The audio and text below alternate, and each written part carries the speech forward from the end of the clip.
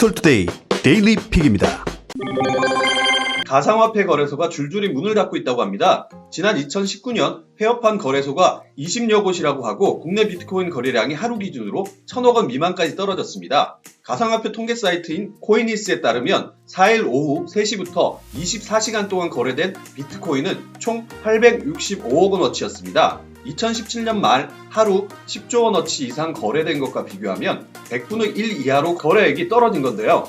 빗썸의 이날 거래액 순위는 88위에 불과했습니다. 거래량이 줄면서 2018년 우후죽순 문을 연 가상화폐 거래소들이 잇따라 문을 닫고 있는데요. 지난해 1월 50억 원의 피해액을 남긴 채 폐업한 루빗을 시작으로 내부 직원의 암호화폐 보관 계정 프라이빗키 분실 소송에 휩싸인 코인비는 피해액 약 293억 원을 기록했습니다. 또 사기, 횡령 혐의로 대표가 구속된 코인네스트, 시세 조작 의혹에 휩싸인 올스타빗 등이 영업을 종료했습니다. 업계는 지난해 문을 닫은 국내 거래소만 20곳 이상으로 보고 있습니다.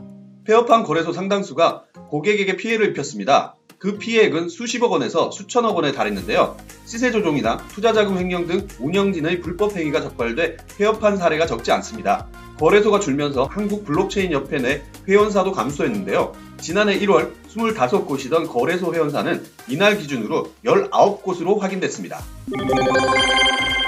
국내 월 정액 8,690원인 유튜브 프리미엄을 더 싸게 이용할 수 있는 방법이 있다고 합니다. 중앙일보 보도에 따르면 일부 사용자 사이에서 인도 가상사설망으로 우회하면 월 500원에서 2,000원에 이용할 수 있는 편법이 확산되고 있다고 하는데요. 유튜브 프리미엄은 광고 없이 유튜브를 시청할 수 있는 유료 서비스입니다. 월 정액은 국가마다 달라서 한국에선 8,690원이지만 인도에선 129루피, 즉 2,100원이라고 하네요. 한국에 없는 가족요금제를 활용하면 3,070원을 6명 까지 나눠서 낼 수 있습니다. 이 경우 1인당 약 511원으로 요금이 더 낮아집니다. 이 같은 국가별 요금제 차이를 이용해 인도 계정으로 유튜브 프리미엄을 국내에서 이용하는 이들이 늘고 있다고 하는데요. 포털사이트 검색창에 유튜브 프리미엄을 치면 연관 검색어에 인도가 함께 나올 정도라고 하네요. 이를 두고 약관을 위배하는 꼼수라는 지적과 남들 다 쓰는 묘수라는 반박이 엇갈리고 있습니다. 유튜브는 유료 서비스 약관에 사용자는 국가를 허위로 표시하지 않고 유료 서비스 제한을 우회하는 시도를 하지 않기로 동의한다고 명시하고 있습니다. 약관을 어기면 계정 접근 제한 조치도 가능한데요. 최기영 법무법인 A프로 변호사는 약관은 계약 당사자 둘 사이에서는 헌법이라며 보험에서도 아픈 곳이 있는데 없다고 하면 사기인 것처럼 감시망이 소홀하다고 계정을 속이면 부정사용으로 불이익을 당할 수 있다고 설명했습니다.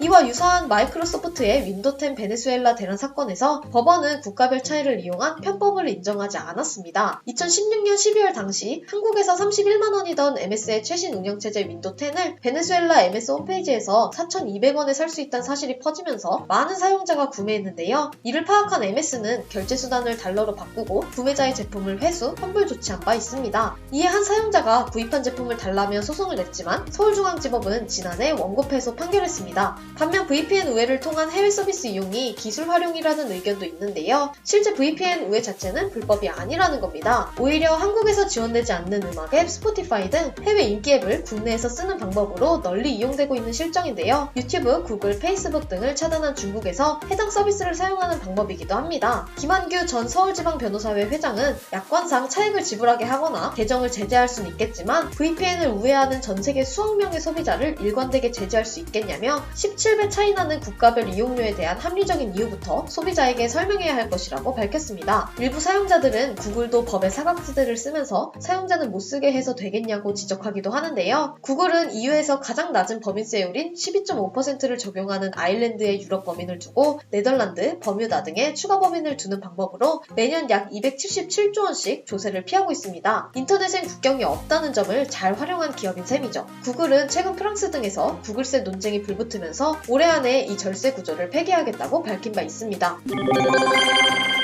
2020년이면 누릴 수 있을 거라고 약속된 기술 중에 아직 실현되지 않은 것들이 많은데요. 미국 언론 블룸버그는 2020년 현재 공수표로 드러난 유망 기술의 목록들을 점검했습니다. 그중 일부를 살펴보겠습니다. 2013년 전기차 업체 테슬라의 창업자 일론 머스크는 시속 800km의 진공 튜브형 초고속 교통수단 하이퍼루프 건설 계획을 발표하며 운송혁명을 예고했습니다. 하이퍼루프의 최고 경영자 롭 로이드는 2015년에 2020년이면 100km 길이의 하이퍼루프를 통해 사람들을 실어 나를 거라고 확신한다고 말했었죠. 하지만 현재 캘리포니아에 버진 하이퍼루프가 건설한 실험용 트랙은 약 900m에 불과합니다. 컴퓨터 보안기업 대표 존 맥카피는 2017년 11월 비트코인의 가치가 계속 상승해 2020년 말에는 1비트코인이 100만 달러, 약 12억 원에 이를 것이라고 전망했습니다. 맥카피의 발언 몇 주 뒤 암호화폐 폭락 사태로 비트코인은 83%의 가치가 허공으로 사라졌는데요. 현재 약간 회복해서 1비트코인은 약 834만원 수준이지만 전망에는 크게 못 미칩니다. 우버는 2020년 하늘을 나는 자동차 공유 서비스를 약속했습니다. 올해 시험 비행을 한다는 계획이고 지난해 뉴욕에서 헬리콥터 공유 서비스를 시작했지만 나는 자동차는 연기됐네요. 우버는 신생기업 조비 에이비에이션과 협력해 2023년 나는 자동차 공유 서비스를 하겠다고 발표했습니다. 2014년 에릭슨 모빌리티는 2020년이면 지구상의 6살 이상 인구 90%가 휴대전화를 소유할 것이라고 예측했지만 현재 보급 수준은 약 67%라고 합니다. 휴대전화의 보급률은 계속 높아지고 있지만 중요한 점은 스마트폰 구입을 의도적으로 늦추거나 꺼리는 현상이 확산되고 있다는 겁니다. 2013년 제프 베이조스 아마존 창업자는 4-5년 안에 드론으로 소포를 배송할 것으로 예상한다고 말했지만 배송용 드론은 아직도 시험 단계에 머물고 있습니다. 구글의 상업용 드론이 지난해 오스트레일리아 일부 지역에서 배송 서비스에 나섰지만 2020년이면 드론 배송이 트럭 배송처럼 일반화될 것이라는 기대가 이루어지긴 힘들어 보입니다.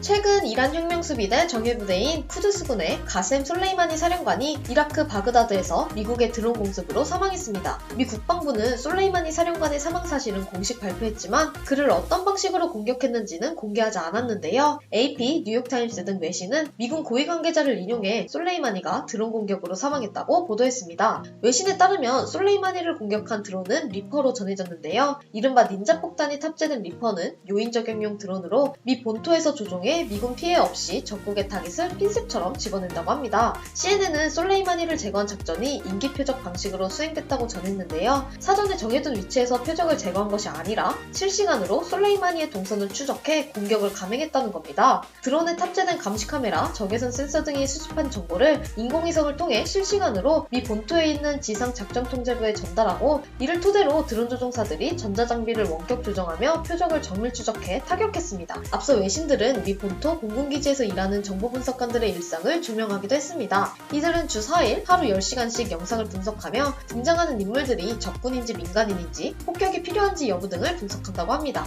이들이 분석한 정보는 미국 여러 곳에 있는 드론 작전 요원들의 초기 정보가 된다고 하는데요. 정보분석관은 드론을 통해 수집한 정보뿐 아니라 감청, 첩보원 등을 통해 수집한 정보를 함께 해석하는데 이 분석이 공군 지휘관의 결정을 좌우합니다. 공격 여부에 대한 판단을 내리기 위해 고도의 집중력을 발휘하며 영상을 지켜보는 과정에서 엄청난 스트레스에 직면한다고도 하네요. 세계 최강의 전력을 보유한 미군은 공격용 드론 무기에서도 가장 앞서 있는데 드론을 실전에서 가장 많이 활용하는 국가도 미국입니다. 버락 오바마 전 대통령 1기 재임 시절 미군은 드론 공격으로 중동 테러 조직 알카에다 조직원 3,300여 명을 사살했고 이중 고위 간부급만 50여 명에 이른다고 합니다. 드론이 이처럼 중동 테러 조직을 겨냥한 핵심 병기로 떠오르자 알카에다는 22개 항목으로 된 드론 공습 대피요령 지침서를 만들어 조직원에 배포하기도 했는데요. 드론이 보이면 일단 근처 가장 큰 나무 그늘로 숨어라. 실외에 모여있을 때는 인형을 들든지 위장을 해서 적을 기만하라 같은 내용이라고 합니다. 2001년 뉴욕 9.11 테러를 주도한 알카에다의 지도자 오사마 빈 라덴 유서에도 미국의 드론이 은신처를 찾을 수 있다. 구름 낀 날에만 외출하라는 내용이 담겼습니다. 주한미군에도 그레이 이글이란 공격용 드론이 배치되어 있는데요. 그레이 이글에는 헬파이어 대전차 미사일 4발과 최신형 소형 정밀 유도폭탄 바이퍼 스트라이크 4발을 장착할 수 있고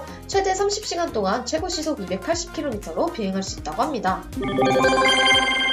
대한항공의 마일리지 개편에 소비자들의 불만이 폭주하고 있다고 합니다. 조선비즈의 보도인데요. 지난 5년 동안 대한항공을 주로 이용해온 A씨는 내년 여름 미국 뉴욕 여행을 앞두고 마일리지로 편도 비즈니스석을 구매하기 위해 마일리지 적립에 매진했다고 합니다. A씨는 비즈니스석을 타보려고 지금까지 6만 마일을 열심히 모았다며 올해 동남아 국가 2곳을 더 다녀오면 62,500마일리지가 모여 그걸로 항공권을 사려 했는데 개편안이 나와 이젠 9만 마일리지가 필요하다고 하니 계획이 물거품된 느낌이라고 말했는데요. 지난 3년간 연회비 12만원을 내고 스카이패스 마일리지 적립카드를 써온 회사원 B씨도 이번 개편안을 보고 분통을 터뜨렸습니다. PC는 기존 마일리지 제도가 지속되리라 믿고 주유 할인 혜택 등 다른 카드에서 제공하는 많은 혜택을 포기하고 마일리지 적립카드만 썼는데 적립률이 30%가량 낮아져 배신감까지 든다고 밝혔습니다. 대한항공이 지난해 연말 발표한 마일리지 제도 개편 방안에 대한 소비자들의 불만이 해가 바뀌어도 수그러들지 않고 있는데요.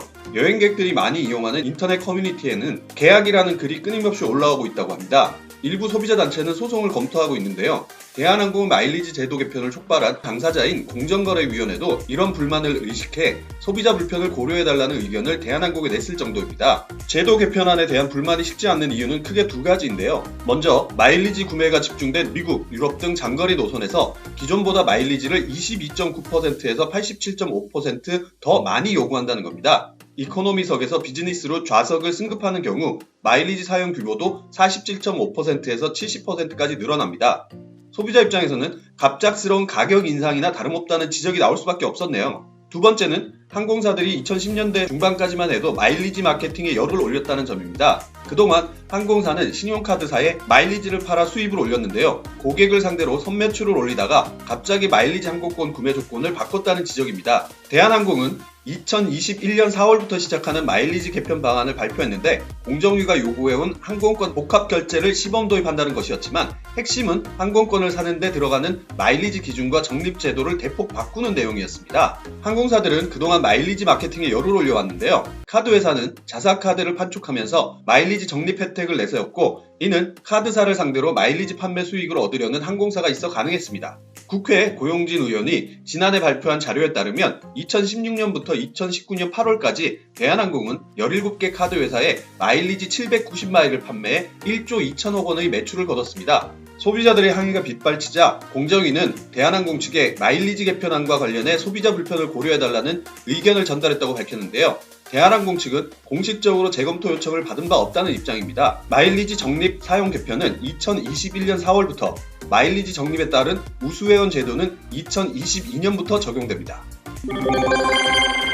한국에서 1년간 쓰는 플라스틱 컵의 수가 33억 개라고 합니다. 이를 일렬로 눕혀서 늘어놓으면 지구와 달 사이 거리인 약 38만 4,400km를 채울 수 있는 수인데요. 1년에 비닐봉지는 235억 개, 생수 페트병은 49억 개를 쓰는 등 일회용 플라스틱 사용량이 많음에도 관련 통계는 전무한 것으로 나타났네요. 그린피스는 일회용의 유혹 플라스틱 대한민국 보고서를 내고 한국인이 1년에 쓰는 플라스틱 사용량을 조사한 결과를 발표했습니다. 그린피스가 장용철 충남대 환경공학과 교수팀과 함께 조사한 바에 따르면 2017년 기준 한국인 한 명은 1년에 생수 페트병 96개와 일회용 플라스틱 컵 65개, 일회용 비닐봉투 460개를 쓰는 것으로 나타났습니다. 무게로 따지면 페트병 1.4kg, 플라스틱 컵 0.9kg, 비닐봉투 9.2kg으로 세 가지 품목만으로도 1년에 약 11.5kg의 플라스틱을 쓰는 셈입니다. 한국인이 1년에 쓰는 페트병은 49억 개로 세워놨을 때 지구를 10.6바퀴 돌 수 있는 양이라고 하네요. 비닐봉투는 235억 개를 쓰는데 이는 종량제 봉투에 채워 담으면 남한 면적의 70%를 덮는 양이라고 합니다. 플라스틱 컵 33억 개를 포함하면 세 품목의 연간 전체 소비량만 58만 6,500톤으로 나타났습니다. 이번 보고서는 한국의 1인당 플라스틱 소비량을 추정했는데 그린피스는 관련 통계가 전무하다고 지적했습니다. 보고서는 한국이 일회용 플라스틱을 많이 사용하는 나라고 폐기물 발생량이 많음에도 얼마나 소비하고 폐기하는지에 대한 데이터가 없다며 생활에서 많이 쓰는 품목을 파악해 감축 우선순위를 두고 규제 및 감축 목표를 설정해야 한다고 밝혔습니다. 환경부는 2018년 재활용 폐기물 관리 종합대책을 내놓고 2030년까지 플라스틱 폐기물 발생량을 50% 감축하고 재활용률은 70%까지 끌어올리겠다고 발표했지만 그린피스는 일회용 플라스틱의 생산 및 사용 금지 등 강력한 법적 수단이 없다고 지적했습니다. 또 플라스틱을 생산하고 유통하는 업계의 책임에 관한 내용이 빠져있다며 생산부터 처리까지 전 과정에 걸친 환경부담금을 부과하는 등의 규제가 필요하다고 주장했습니다. 행복한 하루 디지털투데이였습니다.